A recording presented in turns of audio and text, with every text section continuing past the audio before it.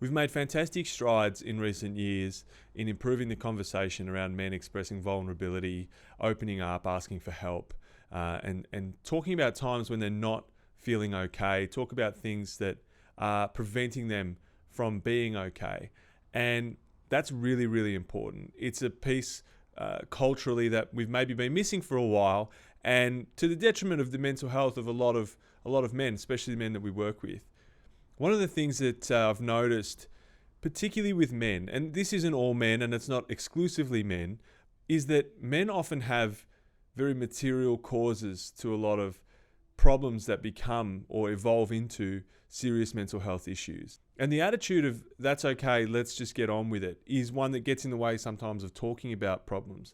But it's also one that prevents them from opening up if they don't believe that the help is there when they need it. So we're doing a great job now of telling guys, hey, tell us if you're feeling bad, tell us if you're having a bad day, tell us if you've got a problem. And it's okay to have a problem and it's okay to feel bad.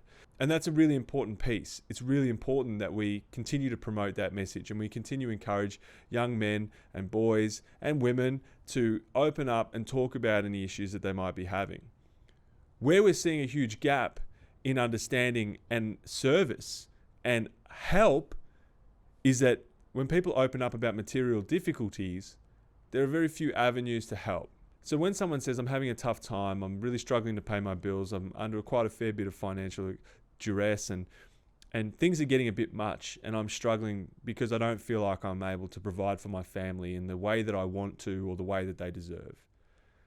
If we just tell that person, hey, well done, brave person, good on you for talking about it, it's not an easy thing to do, good work, then the person is still left with the issue they had in the first place. And if we treated, say, medical issues in the same way, and someone rocked up to the hospital or called the ambulance and said, I've got a broken leg, and we said, well done, it's very brave of you to speak about your problems, it's really great that you could open up to us, and it's okay to have a broken leg. Yeah, that's right. He's still got a broken leg and needs help fixing it.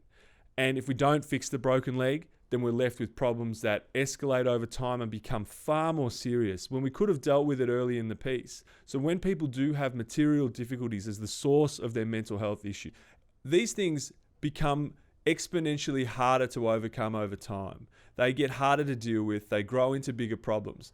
And once they're past a certain point, it actually takes a very, very serious intervention to bring someone back from the edge. At the Just Be Nice project, we want to prevent that from happening. We want to spend more time not only understanding what material causes are driving people down this horrendous poor mental health pathway, but ways that we can actually address them, and also having the material resources to actually help them, so that when people come to us looking for help, not just a pat on the back, not just a friendly ear or a shoulder to cry on, but also to have an organization where people can express their need and have it met before it becomes a critical issue.